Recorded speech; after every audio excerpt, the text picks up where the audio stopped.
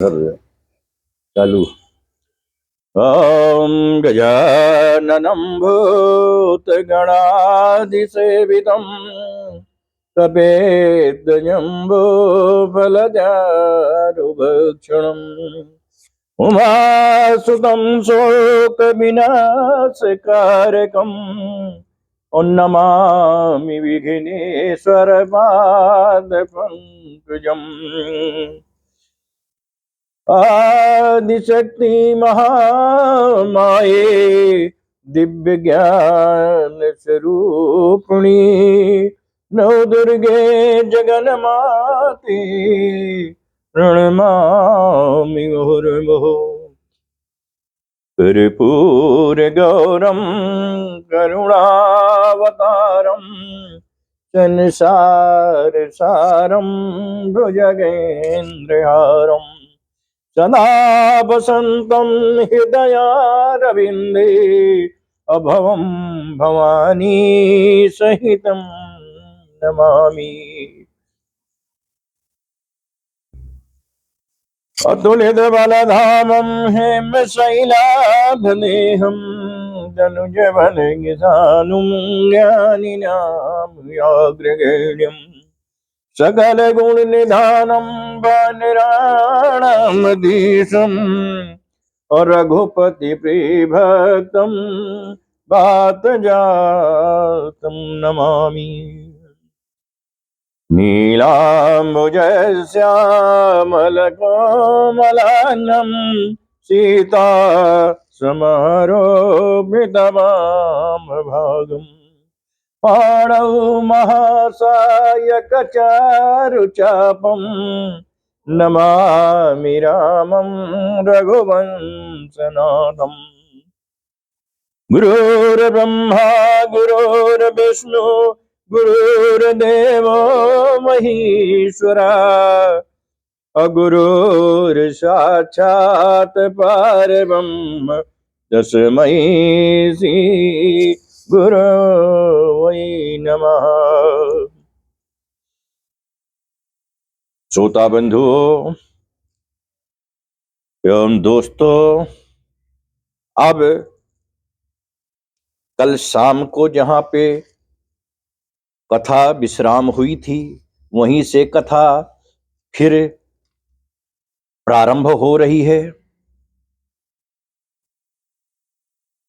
कथा के पूर्व बाबा भोलेनाथ की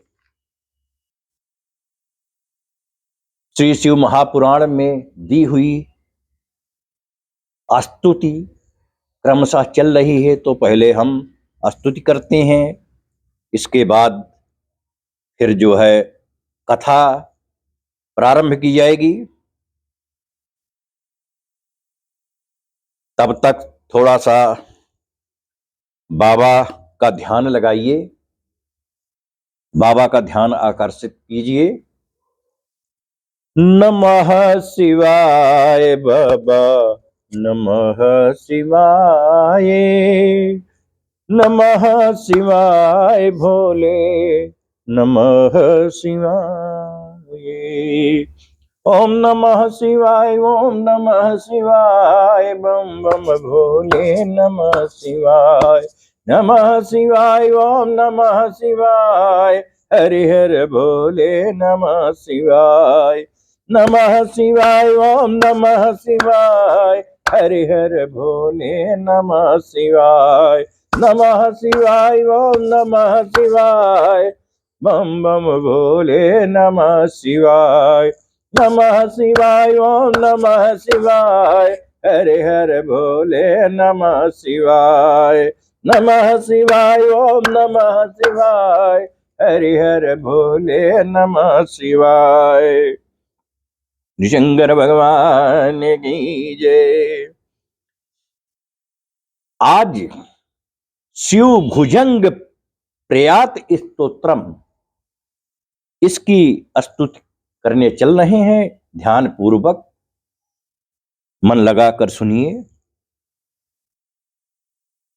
गलद्दान गंडम मिलद भिंग खंडम अचल चारुशूंडम जगत्राण सौंडम लसदंत कांडम विपत भंग बुंडम शिव प्रेम पिंडम भजे वक्रतुंडम अनादांत मादम परम त्वमयर्थ चिदाकार मेघम तुरीयम तोये मेयम हरि ब्रह्म मृग्यम पर ब्रह्म रूपम अमनोभागतीतम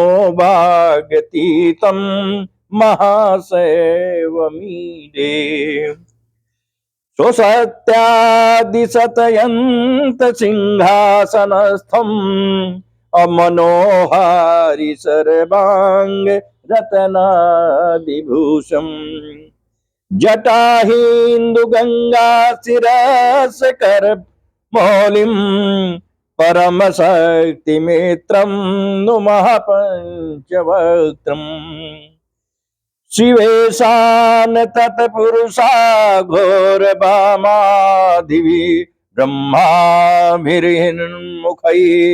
खडवेरंगै अनौपम्य खटत्रिंशतम तत्त्वविद्यां यतीतं परम त्वां कथं वेत्ति क्वा वा प्रभाल प्रभाह प्रभा सोणमर्धम अमरोत्तमनिमणि श्रीमज्याममर्धम गुणस्यूतमेकं बभुश्चैकमन्तः अस्मरामि अस्मरापत्ति सम्पत्ति हेतुम् स्वसेवा समायात देवा सुरेन्द्र नमन मौलि मंदार मालाभिषेकम् नमस्यामि शंभो पदाम्भो रूहम् अते भवाम्भोधिपोतम् भवानी विभाव्यम् जगन्नाथ मन्नाथ गौरीशनाथ प्रपन्नानुकंपिन विपन्नार्तिहारिन् महायशतोम मूत्रम समस्तैकबन्धो नमस्ते नमस्ते पुनस्ते नमोस्तु महादेव देव महादेव देवेश देवाधिदेव अस्मरारे पुरारे यमरे हरिति ब्रुवाणा असमरस्यामि भक्त्या भवन्तं ततो मे दयाशील देव प्रसीद विरूपाक्ष विश्वेश विद्यादिकेश अत्रयीमूल शंभो स्यूत्रयम्बकत्वम् प्रसीद यस्मर त्राहि पश्यावपुंसे क्षमस्वावो प्रहीति क्षपाहि क्षिपामः तुधन्यः शरण्यः प्रपन्नस्य नेति प्रसीद यस्मरन्नेव हन्यास्तु दैन्यम् न चेते भवेद्वात्साल्यहानिस्ततो मे दयालो दयाम सन्निधेहि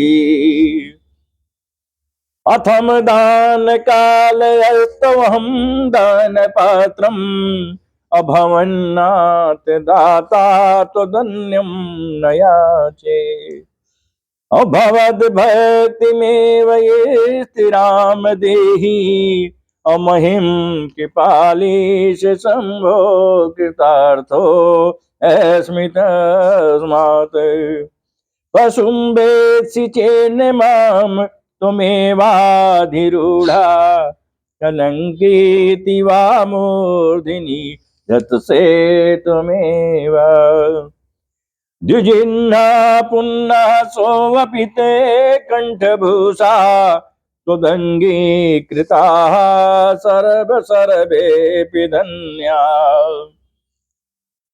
न शक्नोमि कर्तुं परदोहलेशं कथं प्रीयसे त्वं न जाने गिरीश।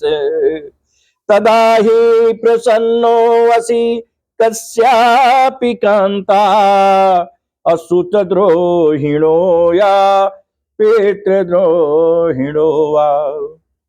स्तुतिं ध्यानम् अर्चा यथा बदिधातुम् अभजन्नप्यजानन् महेशानयवलम्बे।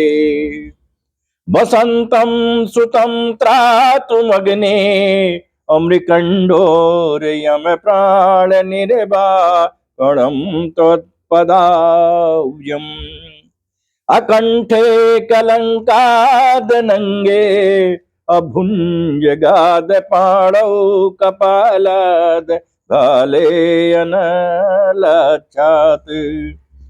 अमौलो शशाङ्कदवामे कलत्रादहं देवमन्यं न मन्ये न मन्ये।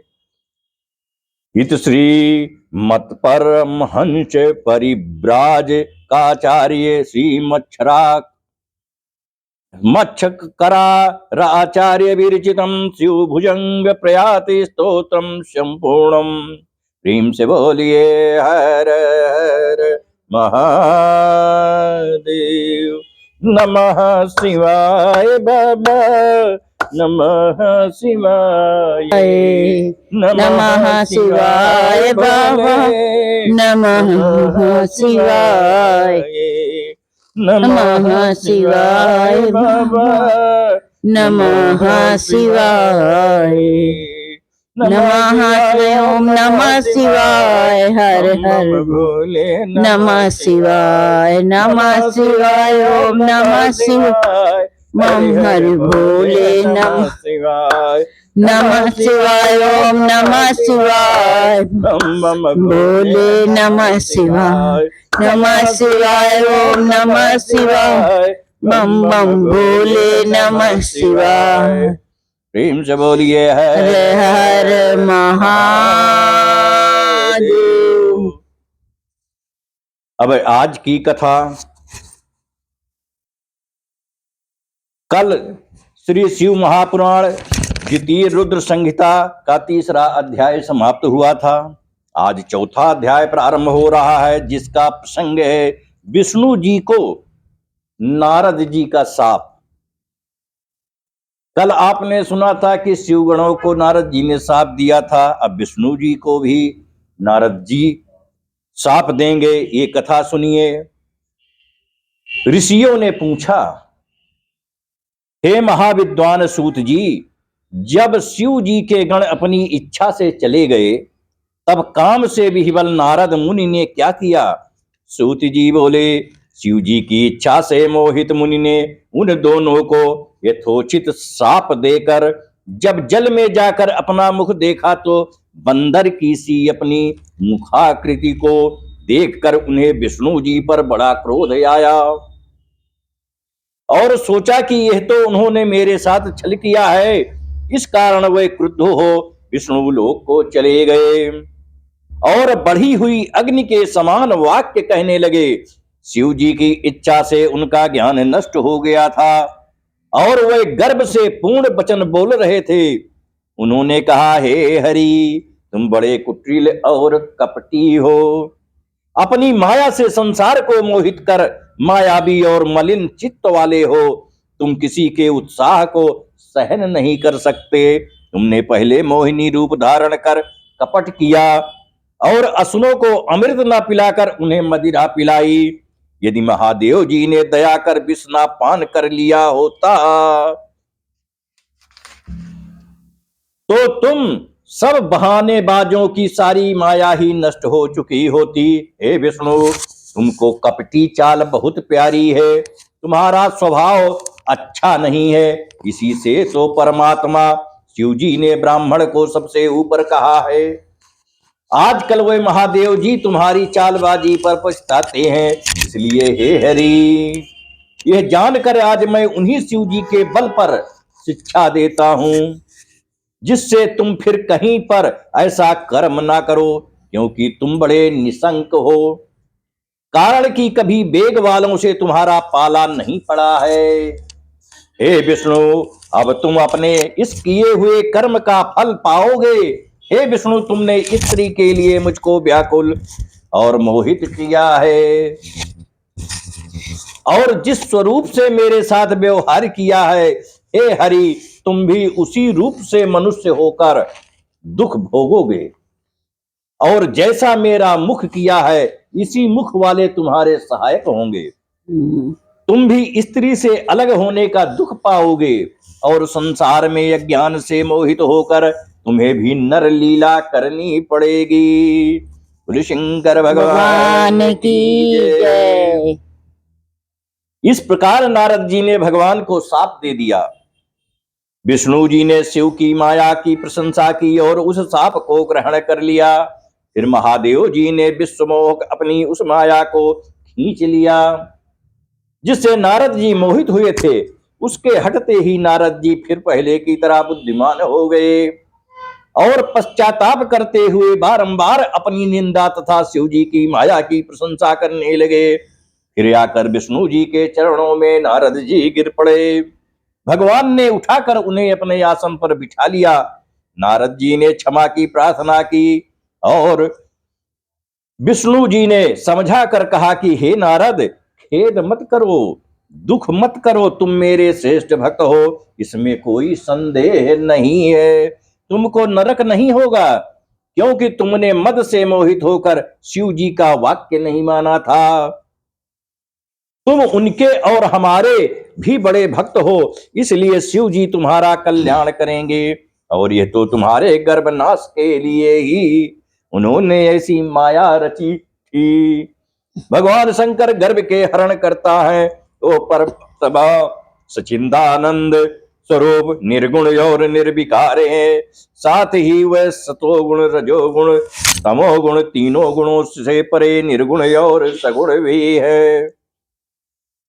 उन्होंने ही मुझको जगत का पालक, विधाता को सृष्टा और रुद्र को सबका संहर्ता किया है। हे नारद, अब तुम्हारे लिए यही सुखद है कि तुम अपने सब संशय छोड़कर शिव जी के श्रेष्ठ यश का गान करो, और अनन्यमति होकर सर्वदा शिव जी के सतनाम स्तोत्र का जप किया करो। इसको जपने से शीघ्र ही तुम्हारे सब पाप नष्ट हो जाएंगे। हे मुनि, शिव जी की इस पूजा से समस्त पाप नष्ट हो जाते हैं। हे मुनि, शिव जी की पूजा से समस्त पाप नष्ट हो जाते हैं, अतएव तुम भी पैर से लेकर मस्तक पर्यंत अच्छी तरह भस्म लगाकर ओम नमः शिवाय मंत्र का जप किया करो। शिव के प्रिय रुद्राक्षों को यत्न से सब अंगों में धारण करो। सर्वदा शिव जी की कथा कहो, सुनो, और शिव भक्तों को अच्छी तरह बारंबार पूजो। निरालस्य हो, सर्वदा शिव जी की शरण में रहो। शिव जी के स्वच्छ चरणों को हृदय में धारण करो, और शिव के प्रिय आनंद वन में जाओ। वहां विश्वेश्वर को देखकर भक्ति से उनका पूजन करो, तथा उनकी विशेष स्तुति और प्रणाम कर बंधन सहित हो जाओ, रहित हो जाओ। हे मुनि, इसके पश्चात आप चाहे जहां गमन करना, मेरे शासन से ब्रह्मलोक में जाना, और वहां पर अपने पिता ब्रह्मा की स्तुति और नमस्कार करना, तथा उनमें से भी शिव जी का महात्म्य पूछना। वहां से तुम्हें शिव जी के 100 नामों का स्तोत्र सुनावेंगे।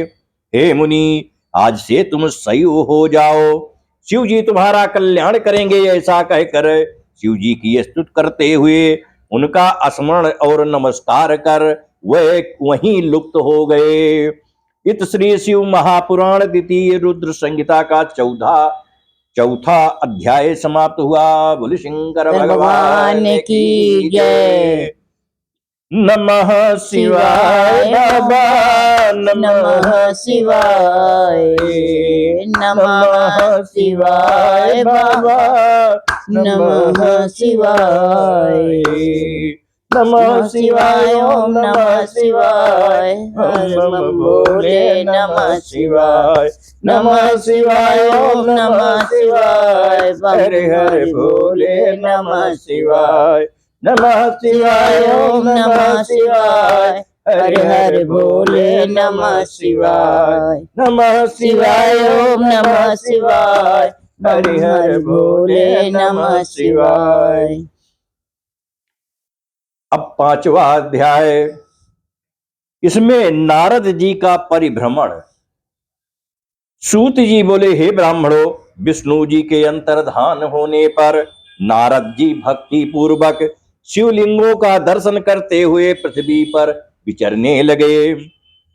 उन्होंने कितने ही शिवलिंगों को प्रेम पूर्वक दर्शन किया। उसी समय वह रुद्र के गण जिन्हें उन्होंने शाप दिया था, उनके नारद जी के समीप जाकर चरणों पर गिर उनसे क्षमा मांगी और कहा कि हे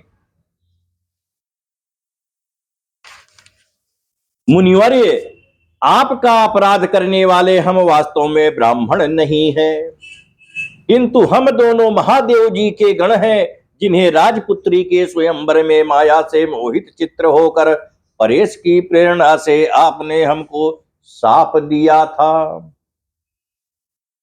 उस समय हमने कुसमय जानकर मौन रहना ही अच्छा समझा था, अन्यथा आप हमारा प्राण भी ले लेते, परंतु अब तो आप प्रसन्न होकर हम पर कृपा कीजिए।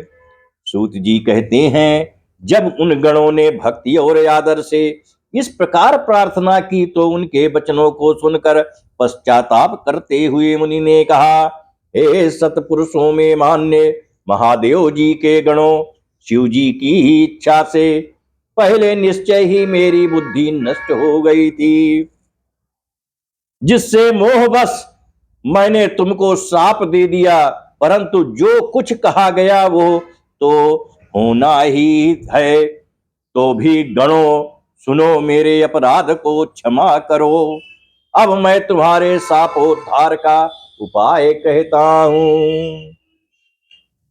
तुम श्रेष्ठ मुनि के वीर से जन्म लेकर राक्षस होगे, जहां तुम्हें सब प्रकार ऐश्वर्य प्रताप और बल प्राप्त होगा। तुम संपूर्ण ब्रह्मांड के राजा और जितेंद्रिय शिव भक्त होगे, और वहीं शिव के दूसरे शरीर से मरकर पुनः अपना पद प्राप्त करोगे। सूत जी कहते हैं कि नारद जी ने इन वाक्यों को सुनकर महादेव जी के गण प्रसन्नता से अपने स्थान को चले गए। नारद जी शिवलिंगों का दर्शन करते हुए दूसरी ओर पृथ्वी पर पर्यटन करने लगे। चलते चलते वे काशीपुरी में काशीनाथ जी के दर्शन करने गए, जो सबसे ऊपर विराजमान शिव जी को प्रिय, शिव को सुख देने वाली और शिव स्वरूपिणी नगरी है। उसके दर्शन कर वे कृतार्थ हो गए। वहां परम आनंद से उन्होंने काशीनाथ शिव जी का पूजन किया और उनकी महिमा वर्णन करते हुए प्रेम से विह्वल हो गए। इसके पश्चात नारद जी ब्रह्मलोक को चले गए। वहां जाकर उन्होंने अनेक प्रकार से अपने पिता ब्रह्मा से शिव तत्व को पूछा। इत श्री शिव महापुराण द्वितीय रुद्र संहिता का 5वां अध्याय समाप्त हुआ। बोले शंकर भगवान की जय। नमः शिवाय ओम नमः शिवाय, नमः शिवाय ओम नमः शिवाय, नमः शिवाय ओम नमः शिवाय, बम बम भोले नमः शिवाय, नमः शिवाय ओम नमः शिवाय, हरि हरि भोले नमः शिवाय, नमः शिवाय ओम नमः शिवाय, बम बम भोले नमः शिवाय, नमः शिवाय ओम नमः शिवाय, बम हरि भोले नमः शिवाय, नमः शिवाय ओम नमः शिवाय, हर हर भोले नमः शिवाय। शंकर भगवान की जय। अब प्रेम से सुनिए 6वां अध्याय। इसका शीर्षक है ब्रह्मा जी द्वारा प्रकृति के 25 तत्वों का वर्णन। बड़ा महत्वपूर्ण प्रसंग है। ब्रह्मा जी बोले, हे ब्रह्मन, तुमने लोक कल्याणकारी यह बड़ा ही उत्तम प्रश्न किया है, जिसे भगवान विष्णु भी नहीं जानते। महाप्रलय के समय में सब अस्थावर जंगम के नष्ट होने पर जब सूर्य ग्रह ताराओं से रहित होकर सब अंधकारमय हो गया था और चंद्र, दिन, रात, अग्नि, वायु, पृथ्वी, जल कुछ भी नहीं था, प्रधान आकाश और अन्य तेज भी शून्य हो गया था, तब सुई से भेदन करने योग्य निरंतर घोर अंधकार में वो एक सद्ब्रह्म ही था, जिसको सत कहते हैं। जब सत असत स्वरूप कुछ भी नहीं रह गया और जिसको योगी निरंतर हृदयाकाश में देखते हैं, जो मन वाणी से परे, इंद्रियों के विषय से रहित, नाम और वर्ण रहित, स्थूल तथा सूक्ष्म भी नहीं है, जिसमें हर्ष, दीर्घ एवं लघु, गुरु, घटना, बढ़ना भी कुछ नहीं होता।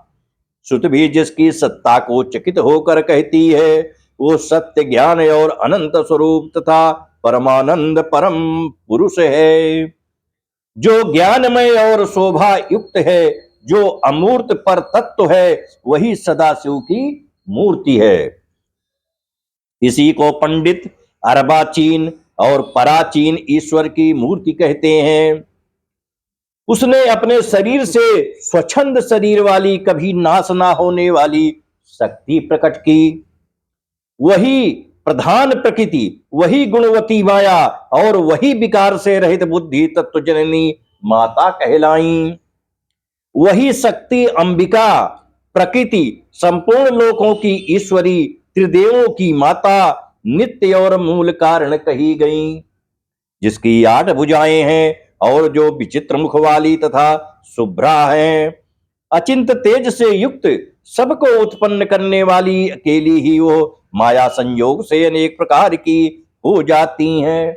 और शिव शंकर, जिनका कोई ईश्वर नहीं है, वही पर पुरुष ईश्वर, जो ईश्वर हो, जो सिर पर गंगा को धारण किए, ललाट पर चंद्रमा धारण किए और 3 नेत्र वाले हैं, जिनके 5 मुख और 10 भुजाएं हैं, जो त्रिशूलधारी, प्रसन्नचित, कपूर के समान गौर शरीर एवं भस्म लगाए और काल स्वरूप भगवान हैं। उन्होंने उस शक्ति को साथ लेकर शिव लोक नामक क्षेत्र की रचना की।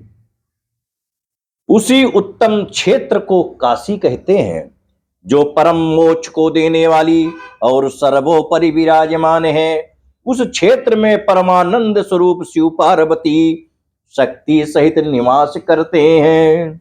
हे मुनि, प्रलय काल में भी वो क्षेत्र शिव पार्वती से रहित नहीं होता और इसी से उसको अविमुक्त कहते हैं। धनुषधारी शिव जी ने पहले इसमें एक आनंद वन बनाया था। उस आनंद वन में शिवा शिव के रमण करते रहने पर हे नारद जी, उन्हें किसी दूसरे पुरुष के निर्माण की इच्छा हुई और उन्होंने सोचा कि हम इसका भार किसी दूसरे पर देकर शांति से काशी में केवल शयन करें। इस प्रकार निश्चय कर उनके दक्षिण के 10वें अंश में सुधारूप आसों का व्यापार किया, जिससे त्रिलोकी में एक सुंदर पुरुष का आविर्भाव हुआ, जो शांत और सतोगुण से युक्त एवं गंभीरता से सागर के समान था। तब उस अजय पुरुष ने प्रकट होकर परमेश्वर शंभु को प्रणाम कर कहा, हे स्वामिन, मेरा नाम कहकर मेरे कर्मों को भी तो कहिए। ये सुनकर प्रभु शिव जी हंसकर बोले कि सर्वत्र व्यापक होने से जगत में तुम्हारा विष्णु नाम प्रसिद्ध होगा तथा भक्तों को सुख देने वाले तुम्हारे और भी बहुत से नाम होंगे। तुम परम कार्य साधन के लिए दृढ़ता से तप करो। ऐसा कहकर शंकर जी ने अपने श्वास मार्ग से वेदों को दिया। तब अच्युत विष्णु ने शिव जी को नमस्कार कर बड़ा तप किया और शिव जी अंतर ध्यान हो गए। बोले शंकर भगवान की जय। विष्णु जी ने 12,000 दिव्य वर्ष तक तप किया, किंतु तब से अब तक उन्होंने अपने मनोरथ कल्याणकारी शंभु का कभी भी दर्शन नहीं पाया। जब उन्हें इसकी चिंता हुई तो शिव जी ने यह सुवाणी उत्पन्न की कि तुम अपने संशय को दूर करने के लिए फिर तप करो। विष्णु जी ने फिर बहुत दिन तक घोर तप किया। तब शिव जी की माया से विष्णु के शरीर से अनेक प्रकार की जलधाराएं निकली। वो सब जल शून्य में व्याप्त होकर फिर ब्रह्म रूप हो गया, जिसके स्पर्श से पाप नाश हो जाते हैं। फिर तो वह पुरुष विष्णु जी की थक कर प्रसन्नता से बहुत काल तक मोहित हुए और स्वयं ही उस जल पर सो गए। उसी समय उनका श्रुति सम्मत नारायण नाम भी हुआ और प्रकृति पुरुष के बिना उस समय भी कुछ नहीं था। उसी समय उन महात्मा से सब तत्वों की उत्पत्ति हुई, फिर उनका विस्तार हुआ। पहले प्रकृति से महान और महान से 3 गुण उत्पन्न हुए, फिर उससे 3 गुण और भेद वाला अहंकार उत्पन्न हुआ। उसमें तन मात्रा, शब्द, स्पर्श, रूप, रस और गंध, पंचभूत पृथ्वी, जल, तेज, वायु और आकाश प्रकट हुए और उससे नेत्र, कान, नाक, जिह्वा और त्वचा आदि ज्ञानेन्द्रियां तथा वाणी, हाथ, पैर, गुदा और उपस्थ ये कर्मेंद्रियां उत्पन्न हुई। इस प्रकार पुरुष के बिना यह सब प्रकृति का जड़ रूप कार्य हुआ। जो सब तत्व शिव जी की इच्छा से 24 प्रकार के हैं, ये सब एकत्र होकर ब्रह्म रूप जल में सो रहे। इत श्री शिव महापुराण द्वितीय रुद्र संहिता का 6वां अध्याय समाप्त। बोले शंकर भगवान की जय। थोड़ा रस भोलेनाथ की वंदना कीजिए।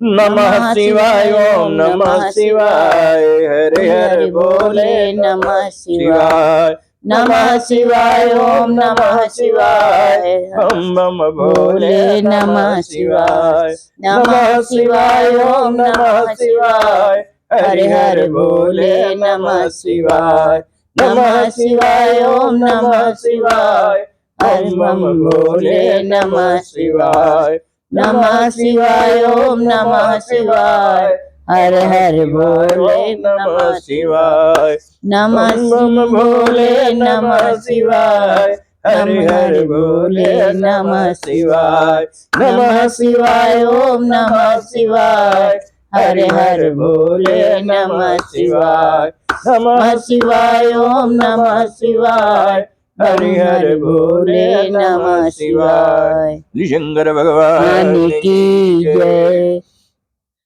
अब आप द्वितीय रुद्र संहिता की 7वां अध्याय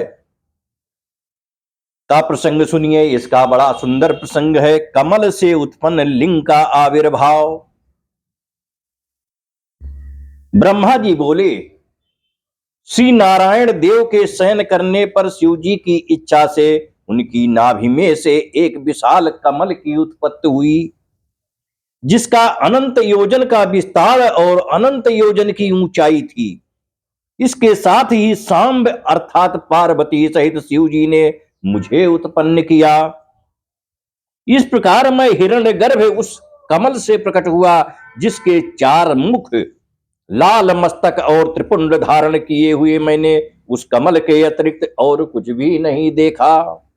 उस समय मुझे कुछ भी ज्ञान नहीं था, जिससे मैंने ना तो यह जाना कि मैं कौन हूं और मुझे किसने उत्पन्न किया है।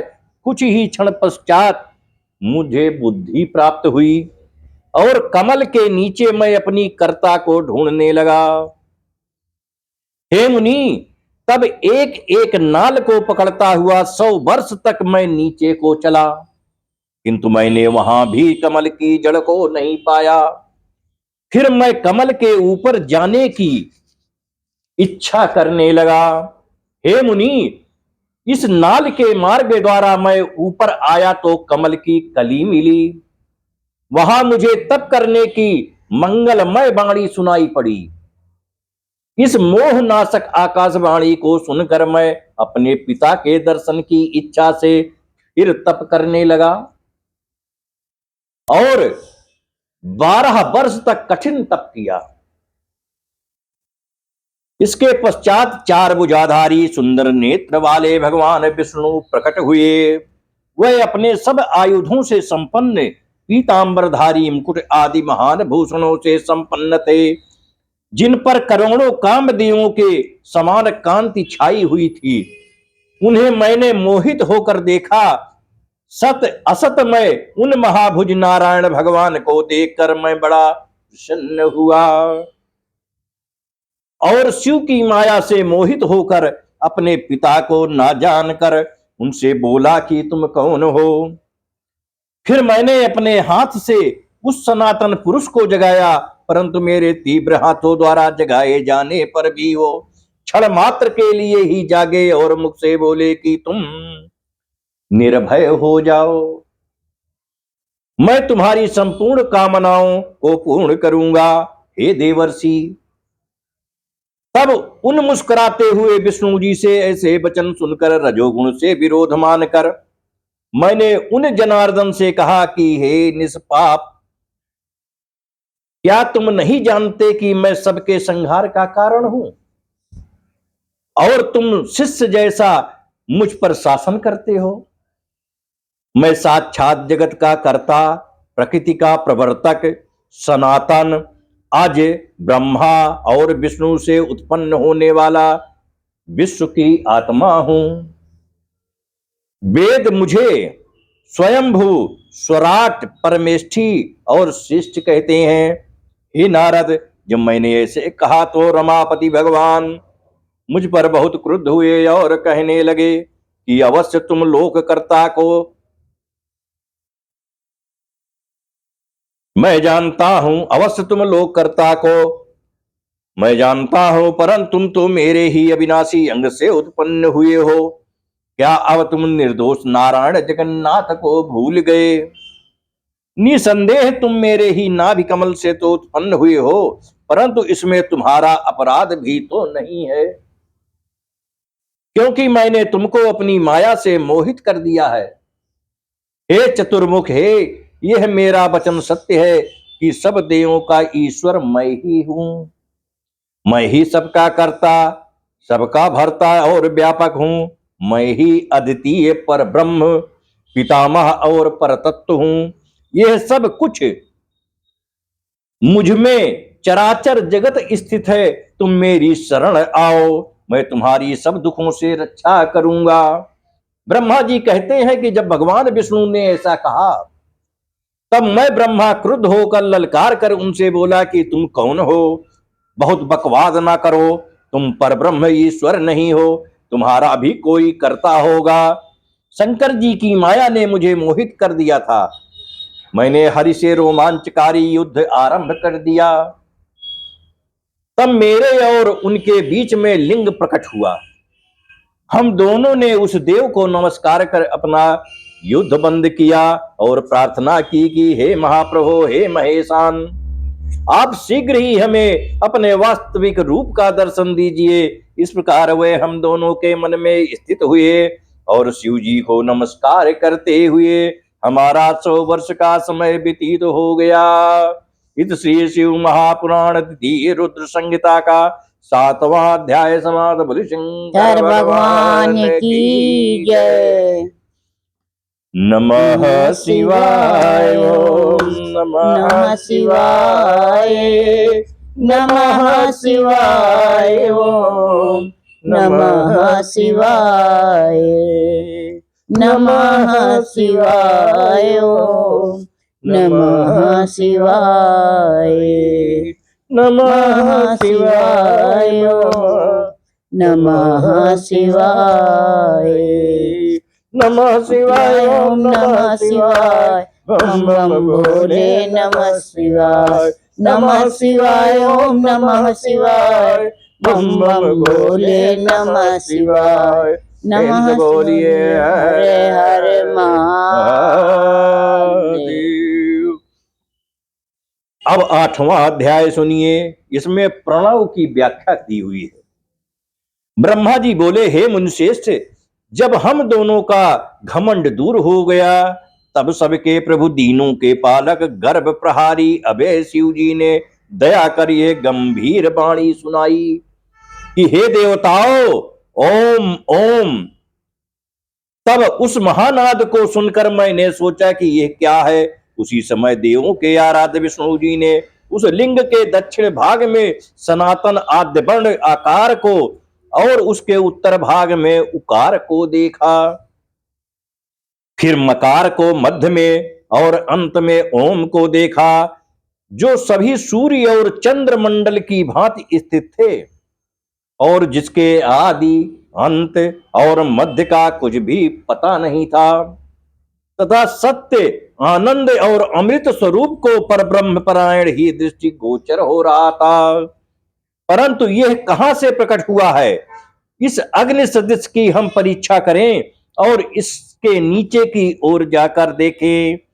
हम उस वेद शब्द से उभय वेश वाले विश्वात्मा का विचार कर रहे थे कि उसी समय वहां एक परम ऋषि का आविर्भाव हुआ। विष्णु जी ने उस ऋषि से पूछ समझकर एक दूसरे ब्रह्म शरीरी शिव जी का ज्ञान प्राप्त किया, जो कि अचिंतनीय, वाणी से अप्राप्त, मन का गम्य नहीं और केवल एक अक्षर ओंकार से ही जाना जा सकता है। वही एकाक्षर रूप ऋत सत्य परम कारण सत्य आनंद अमृत परात्पर और परब्रह्म है। उसी एकाक्षर आकार से भगवान बीज स्वरूप अंड से उत्पन्न ब्रह्मा जी हैं और उसी एकाक्षर उकार से हरि विष्णु परम कारण है। फिर उसी मकार से नील लोहित महादेव जी हैं, परंतु सबका सृष्टिकर्ता आकार ही है। उकार मोहन करने वाला है और मकार तो नित्य ही अनुग्रह करता है। मकार विभु और बीजी है एवं आकार बीज है। ऐसे ही उकार रूप प्रधान पुरुष ईश्वर हरि योनि अर्थात कारण है और बीजी बीज और योनि यह नाद संज्ञा वाले महेश्वर ही हैं।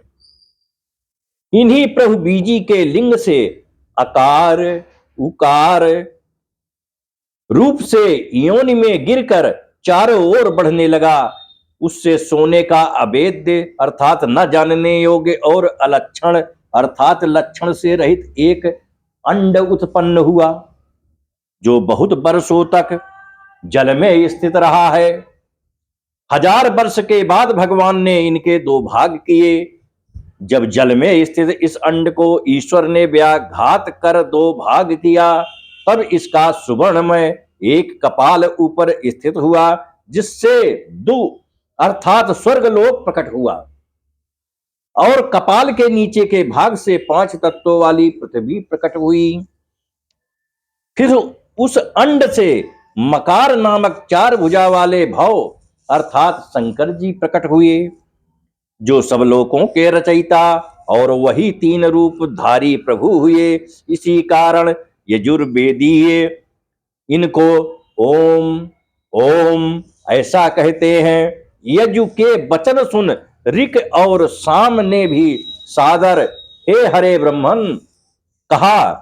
तब इस प्रकार इन देवेश को यथा योग्य जानकर सबने उत्पन्न मंत्रों से इन महोदय महेश्वर महादेव की स्तुति करना आरंभ किया और उसी समय से विश्व के पालक भगवान विष्णु मेरे साथ ही उस एक सुंदर रूप को देखने लगे, जिसके 5 मुख 10 भुजा कपूर के समान गौर वर्ण परम कांतिमान अनेक भूषणों से भूषित महान उदार महावीरवान और महापुरुषों के लक्षणों से युक्त थे और जिन्हें देखकर हरि कृतार्थ हो गए। तब तक परमेश्वर महेश भगवान प्रसन्न होकर अपने दिव्य शब्दमय रूप से स्थित हो गए। उन अगुण गुणात्मा का शब्दमय रूप देखकर मैं भी बहुत प्रसन्न हुआ। फिर हम दोनों ने उन्हें नमस्कार किया। तदंतर उन्हीं से सुंदर 38 अक्षरों वाला वह मंत्र प्रकट हुआ जो बुद्धिदायक और धर्म अर्थ का साधन है, उसे गायत्री कहते हैं। यह गायत्री चारों कालों में उत्तम और पंचसित ओम नमः शिवाय 8 कलाओं से युक्त है, जिससे अभिचार और मारण आदि कर्म होते हैं और जिसकी उत्पत्ति श्वेत और शांतिदायक तथा संहार का भी कारण है। सब में अक्षरों की भिन्न भिन्न न्यूनाधिक क्रम संख्या होती है। इस श्रेष्ठ मंत्र के कुल 61 वर्ण हैं। फिर मृत्युंजय मंत्र है, जिसमें ओम जूम सह अथवा त्रयंबकम यजामहे इत्यादि कहा जाता है। इसके साथ ही पंचाक्षर मंत्र है, जिसमें केवल नमः शिवाय मंत्र और क्षम्यो चिंतामणि मंत्र और दक्षिण मूर्ति मंत्र उत्पन्न हुआ। पश्चात शिव का महावाक्य तत्त्वमसि नामक मंत्र हुआ और इन 5 मंत्रों को विष्णु जी ने ग्रहण कर जपना आरंभ किया। फिर ऋक यजु साम सहित मैंने और विष्णु ने उन वरदायक सांब शिव ईश्वर की प्रसन्न चित्त से स्तुति करना आरंभ किया। इत श्री शिव महापुराण तिथि रुद्र संहिता का 8वां अध्याय समाप्त हुआ। बोले शंकर भगवान की जय। अब आज की यहीं पर कथा विश्राम ले रही है। अब चलिए भगवान भोलेनाथ की हम लोग आरती करते हैं, प्रेम से बाबा को मनाते हैं। एक बाबा भी अनंत अविनाशी हैं, जो हमारा आप सबका कल्याण करेंगे। प्रेम से बोलिए हर हर महादेव। ओम जय शिव ओंकारा स्वामी जय शिव ओंकारा ब्रह्मा विष्णु सदा शिव अर्धांगीधारा। ओम जय शिव ओंकारा एकानन चतुरानन पंचानन राजे अनुशासन गरुड़ासन वृषवाहन साजे। 2 भुज 4 चतुर्भुज 10 भुज सोहे।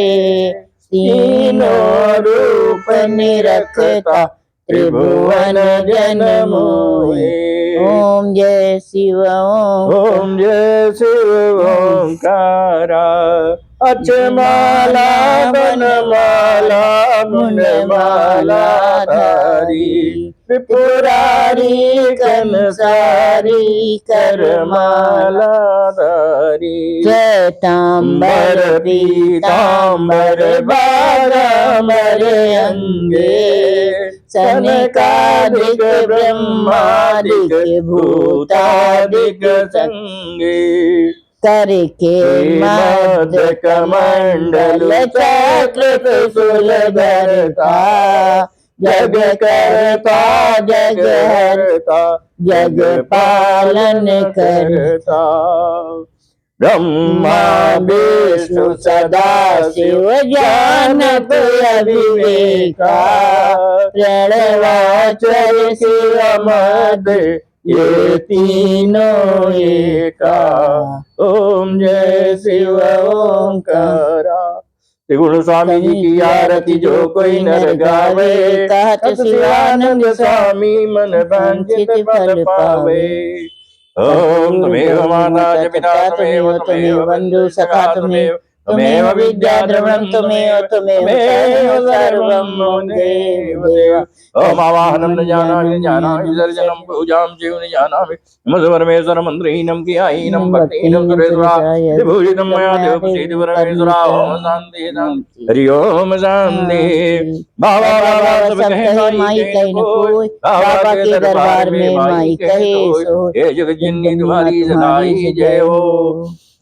जो गलती भई हो पूजन में बाबा भोले क्षमा कर दीजिए, और जाने अजाने अबोध बालक प्रभु दया कर दीजिए। श्री शिव शरणम श्री शिव शरणम श्री शिव शरणम श्री हरि शरणम श्री हरि शरणम श्री हरि शरणम। ओम गोविंदाय नमः, ओम मृत्युंजय नमः, ओम अघोराय नमः, ओम इंद्राय नमो नमः।